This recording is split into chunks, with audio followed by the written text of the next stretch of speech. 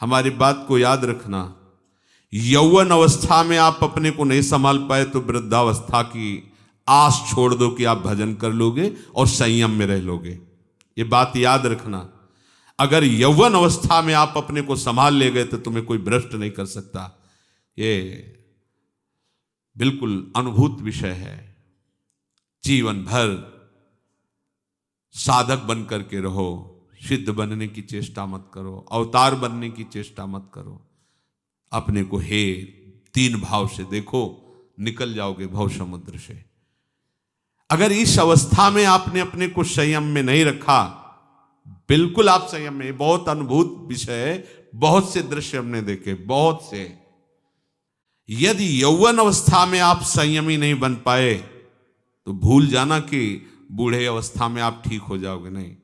आज इसी क्षण इन असत क्रियाओं पर आप शासन कीजिए। ये आप जो ढिलाई कर देते हैं ये आपके लिए बहुत घातक होगा। निकल आए हैं फिर भी आप सकिल कर वहीं जा रहे हैं। प्रातः काल से लेकर के शयन तक आपको बिल्कुल सावधानी से समय बीते, इसका इनाम मिलेगा। ऐसा नहीं है, इसका वो इनाम मिलेगा कि आप निहाल हो जाओगे। सदगुरुदेव भगवान ने एक दिन कहा, एक एक सेकंड का हिसाब होगा, एक एक सेकंड का। आप जो जल रहे हैं, कष्ट सह रहे हैं, भजन मार्ग में हर विकार के ताप को सह रहे हैं, ये आपका ऐसे नहीं बहुत बढ़िया हिसाब होगा। बड़े उदार मालिक हैं, निहाल हो जाओगे आप। इस समय ऐसा ना समझो कि कोई देख नहीं रहा, कोई समझ नहीं रहा, नहीं, मालिक देख रहा है। जिसके लिए तुम आए हो, जिसके दरबार में बैठे हो, जिसके लिए जीवन समर्पित किए हो, जिसके लिए जल रहे हो, ये काम क्रोध आदि जला रहे हो, आप सह रहे हो, आपका हिसाब होगा। वो प्रभु करुणा में आपको निहाल कर देंगे। बस आप चुपचाप शांत रहिए, असाधन मत कीजिए। आगे चलकर आपको खुद समझ में आ जाएगा कि कितनी कृपा है। उल्टे मार्ग पर जाओगे, सावधान नहीं रहोगे तो चलते रहो, कहते रहोगे कि हम बहुत दौड़ लगाते हैं, बहुत बड़े यात्री हैं, लेकिन आप भगवत प्रेम रूपी भिक्षा को नहीं प्राप्त कर पाएंगे। उल्टे मार्ग पे जाओगे, दौड़ते रहो, चाहे जितनी रफ्तार तेज हो, तो आप पहुंच थोड़ी जाओगे। भगवत प्रेम रूपी भिक्षा आप नहीं मांग पाओगे, नहीं मांग पाओगे। मन चाहे भोग चाहो, मान सम्मान चाहो और प्रभु का प्रेम चाहो, ऐसा कैसे हो सकता है?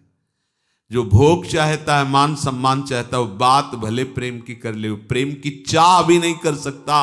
मुंह से बात करना अलग बात होती है। प्रभु आपके स्वरूप ही, आपकी आत्मा ही है, उनको कुछ कहने की जरूरत नहीं, वो हृदय से जानते हैं। आपके अधिकार के अनुसार आपको प्राप्त होगा, ध्यान रखना। अगर आपने अपना अधिकार भोगों तक ही रखा है तो आप दिव्यता की अनुभूति नहीं कर सकते। आप प्रभु को अपना मान करके सबको छोड़ दिए तो आपको कभी प्रभु छोड़ भी नहीं सकते। आपने सबको छोड़ दिया, प्रभु को पकड़ लिया, प्रभु ने आपको पकड़ लिया। आपके हृदय प्रभु बन गए, प्रभु के हृदय आप बन गए। आप प्रभु के सिवा किसी को नहीं जानते तो प्रभु आपके सिवा किसी को नहीं जानते। बहुत सुंदर बात है। परम स्वतंत्र भगवान दुर्वासा जी से कह, अहम भक्त पराध। ओहो, गजब कर दिया। अखिल ब्रह्मांडों के स्वामी, अनंत शक्तियों के स्वामी कह रहे हैं, ऐ द्विज, मैं भक्त के अधीन हूं, तो मेरा अस्त्र भी भक्त के अधीन है। जाओ पैर पकड़ो जाके भक्त के, यहां भगवान के पैर पकड़ने से काम नहीं चलेगा, उसके जाओ। अहम भक्त पराधीनो अस्वतंत्र इव द्विज।